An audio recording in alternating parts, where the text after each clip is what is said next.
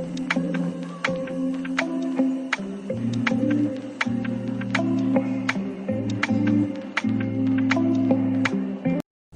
Everyone, this is part 2 of mechanical properties of solid और इसमें हम स्ट्रेस स्ट्रेन ग्राफ के बारे में डिस्कस करेंगे। पार्ट 1 में हमने इस चैप्टर का बेसिक इंट्रोडक्शन लिया था और हमने Young modulus, longitudinal strain, longitudinal stress, इन बातों के बारे में डिस्कस किया था। मैं उस वीडियो का लिंक डिस्क्रिप्शन बॉक्स में डाल दूँगी। So without wasting time, let's start the video. So this is stress strain graph. ये ग्राफ है, यहाँ पे स्ट्रेस है और एक्स एक्सिस पे स्ट्रेन है। ये सीधी लाइन है यहाँ से ए तक, फिर बी में थोड़ा सा कर्व हुआ, फिर डी, यहाँ पे सबसे ज़्यादा स्ट्रेस है डी पॉइंट पे, और फिर रो ब्रेक हो गई at point C. Okay, B point तक हमारा इलास्टिक रीजन है और बी से सी के बीच में हमारा प्लास्टिक रीजन है। ये बात एकदम क्लियर होनी चाहिए कि ए तक एक्चुअली में हुक्स लॉ फॉलो हो रहा है, क्योंकि हुक्स लॉ कहता है stress is directly proportional to strain. Hooke's law B point तक फॉलो नहीं हो रहा है, लेकिन हम इस पॉइंट को इलास्टिक रीजन में इसलिए लेते हैं क्योंकि इस इधर तक भी अगर रोप स्ट्रेच हुई तो हो सकता है कि वो इनिशियल कोऑर्डिनेट्स पे अपनी इनिशियल लेंथ पे वापस आ जाए, लेकिन इसके बाद वो अपनी इनिशियल लेंथ पे कभी भी वापस नहीं आ पाती और फाइनली सी पॉइंट उसका ब्रेकिंग स्ट्रेस होता है, उसका फ्रैक्चर पॉइंट होता है, वहाँ पे वायर टूट जाती है।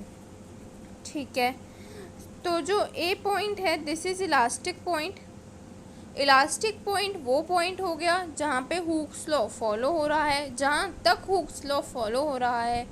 जो बी पॉइंट है, it is yield point. Yield point वो हो गया जहाँ पे इलास्टिक रीजन ख़त्म हो रहा है। C is the breaking point which is the last point जहाँ पे रोप ब्रेक कर जाएगी। इसी को हम फ्रैक्चर पॉइंट भी बोलते हैं।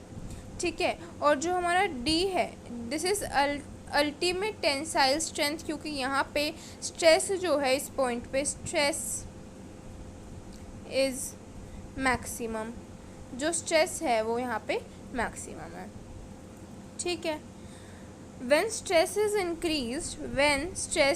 increased beyond yield point, यानी point B, conducting wire permanently stretch, that is it can't return to initial stage, so it is considered in plastic region।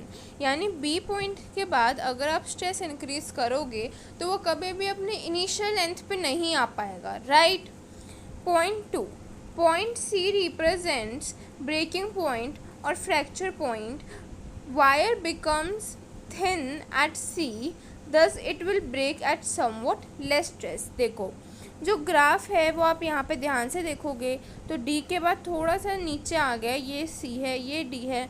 तो इसका रीज़न ये है कि इस पॉइंट पे जो हमारी वायर है वो बहुत पतली हो जाएगी, जिस वजह से वो बहुत कम स्ट्रेस पे भी टूट जाएगी, और वीकेंड से बहुत कम नहीं तो अल्टीमेट टेंसाइल स्ट्रेंथ से उसका जो स्ट्रेस होगा वो कम होगा। Next, in plastic region, this is very important point। Third point is actually very important, तो इसको हम अच्छे से याद रखेंगे कि प्लास्टिक रीजन में when point D and C are far distant, यानी जैसे ये ग्राफ है तो जो D और C पॉइंट है, D और C पॉइंट है, D and C जो ज़्यादा दूर होंगे, they are far distant, तो इसकी वायर है वो ज़्यादा अच्छी बनेगी, यानी वायर ईजिली बन पाएगी, यानी ये ज़्यादा डक्टाइल होगा। और जब ये ज़्यादा पास होंगे तो ब्रिटल होगा।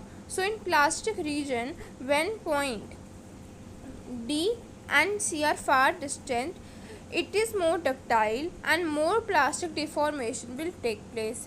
When D and C are close, material is more brittle. Okay, ये दोनों पॉइंट बहुत इंपॉर्टेंट है। Stress at point A point कौन सा था? ए पॉइंट वो पॉइंट था जहाँ पे हमारा हुक्स लॉ फॉलो होना बंद हो जाता है, तो उसको हम इलास्टिक पॉइंट भी कहते हैं। और यहाँ पे जो स्ट्रेस होता है उसको हम प्रोपोर्शनल लिमिट कहते हैं। And stress at point B is the elastic limit, यानी जिस पॉइंट पे इलास्टिक रीजन ख़त्म होगा वहाँ पे जो स्ट्रेस होगा उसको हम इलास्टिक लिमिट कहते हैं। एक सिंपल सी चीज़ है जो मैं समझाना चाह रही हूँ, वो ये है कि हमें पता है that stress is directly proportional to strain, right.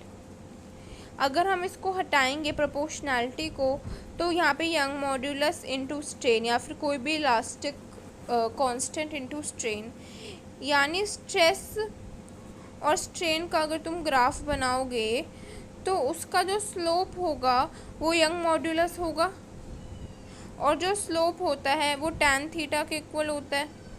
यानी और अगर मैं बोलूँ कि जो थीटा है वो 30 डिग्री है तो tan थीटा की वैल्यू होती है 1/√3, और अगर थीटा जो है वो 60 डिग्री है तो tan थीटा की वैल्यू होती है √3। यानी जितना ज़्यादा एंगल होगा उतना ज़्यादा tan थीटा होगा, और उतना ही ज़्यादा स्लोप होगा तो उतना ही ज़्यादा यंग मॉड्यूलस होगा। मैं वापस बताती हूँ, more angle more tan theta, more angle more tan theta, more slope more y यानी young modulus, and more elasticity. इस चीज़ का आप स्क्रीनशॉट भी ले सकते हो। It is for stress strain graph. It is for stress and strain graph. This is for stress and strain graph. इसका आप स्क्रीनशॉट ले सकते हो, ठीक है। तो अब मैं इधर शिफ्ट हो जाती हूँ। इधर एक क्वेश्चन दिया हुआ है हमें, और क्वेश्चन क्या है? क्वेश्चन ये है कि ए और बी ये दो वायर है जिनका हमें स्ट्रेस स्ट्रेन ग्राफ दिया हुआ है। हमें बताना है कौन सा मटेरियल ज़्यादा इलास्टिक है। तो ए में जो थीटा है, मैं कह सकती हूँ जो थीटा ऑफ ए है वो थीटा ऑफ बी से ज़्यादा है, जिस वजह से Young modulus of A is more than Young modulus of B, and इसी वजह से ए जो है वो ज़्यादा इलास्टिक होगा, right. It is more elastic. तो यही आपका आंसर होगा। तो इससे बेसिकली इस टाइप का एक क्वेश्चन आ सकता है स्ट्रेस स्ट्रेन ग्राफ से, जो मैंने करके बताया। एक क्वेश्चन पॉइंट नंबर 3 और 4 के बेसिस पे आ सकता है। So thank you for watching the video. Please आप इस चैप्टर के पार्ट 1 को भी देखिए। Like, comment, share and subscribe.